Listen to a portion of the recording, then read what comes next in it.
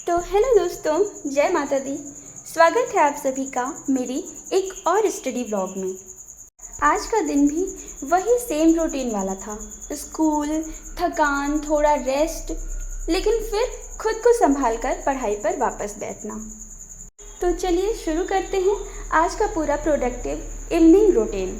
और अगर आपने वीडियो अभी तक यहाँ देख ली है ना, यहाँ तक, तो प्लीज़ पहले लाइक कर दीजिएगा, क्योंकि बाद में ना आप लोग लाइक करना भूल जाते हैं।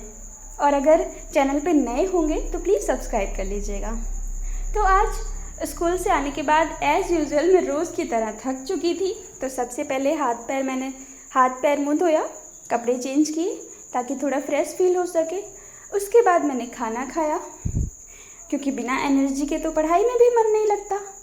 खाना खाते ही उसके बाद मैं सो गई, क्योंकि मैं रोज़ स्कूल से आने के बाद सोती हूँ थोड़ी देर, तभी मैं पढ़ाई वगैरह कुछ कर पाती हूँ। फिर मैं शाम को उठी और सबसे पहले मैंने चाय बनाया, क्योंकि चाय तो पूरा मूड ही चेंज कर देता है भाई। और चाय पीते पीते मैंने खुद को मेंटली प्रिपेयर किया कि अब स्टडी पे फोकस करना है। फिर मैं आके अपने स्टडी टेबल पे बैठ गई। सबसे पहले तो मैंने 10 मिनट तक रिवीजन किया, क्योंकि मुझे लगता है बिना रिवीजन के अगर आप कोई भी पढ़ाई करते हैं ना तो वो जल्दी भूल जाता है। और अगर आप चाहे 10 मिनट 15 मिनट उसको रिवाइज कर लेते हैं पुराने टॉपिक्स को, तो आपका कॉन्फिडेंस भी बढ़ जाता है और चीज़ें माइंड में रहती हैं, बनी रहती हैं।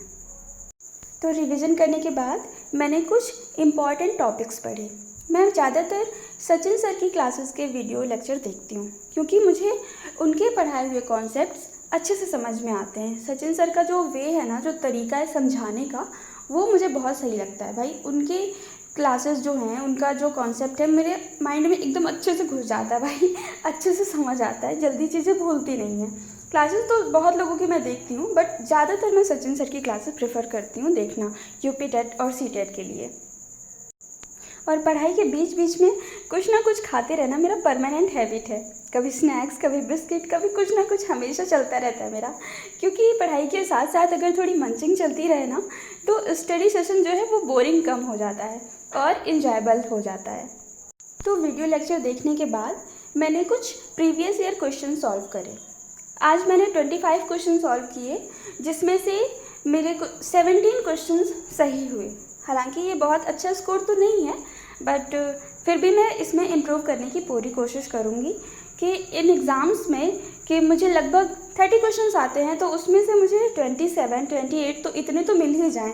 और मान लिया 25 में से मुझे 23, 24 इतने लगभग स्कोर हो जाए मेरे, इतनी तो मैं कोशिश करूँगी। अभी भी 17 कोई बहुत कम तो नहीं है, बट बहुत अच्छे भी नहीं है, और मैं इम्प्रूव करने की कोशिश कर रही हूँ। और सच बताऊँ तो क्वेश्चन सॉल्व करते टाइम ही पता चलता है कि हमें टॉपिक्स कितना समझ में आया है। कुछ क्वेश्चन जल्दी हो गए, कुछ में टाइम लगा, और गलत आंसर जो होते हैं ना, वो हमें कुछ ना कुछ नया सिखा कर ही जाते हैं। तो इस तरह से आज मैंने लगभग 2 घंटे की पढ़ाई करी होगी। मतलब 1 घंटे मैंने देखे हैं, 1 से 1 घंटे, 1.5 घंटे तक मैंने देखे हैं लेक्चर्स, वीडियो लेक्चर। और उसके बाद मैंने सॉल्व करा है PYQ, जो कि आधा घंटा या 40 मिनट ऐसे करा होगा।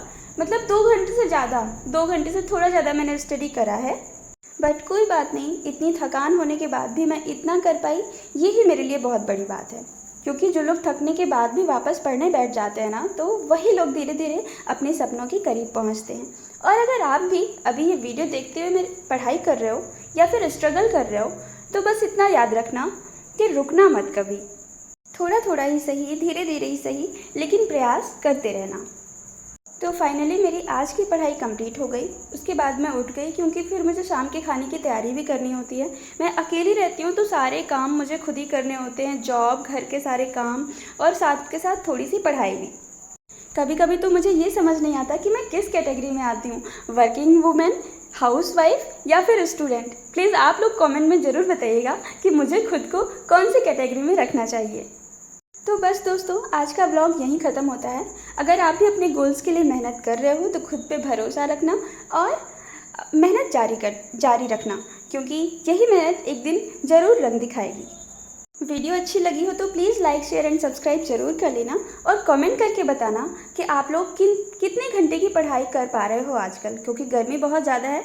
और जो हमारे पढ़ाई की जो घंटे हो गए हैं वो बहुत कम हो गए हैं।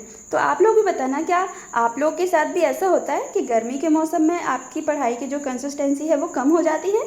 ओके, बाय बाय, जय माता दी।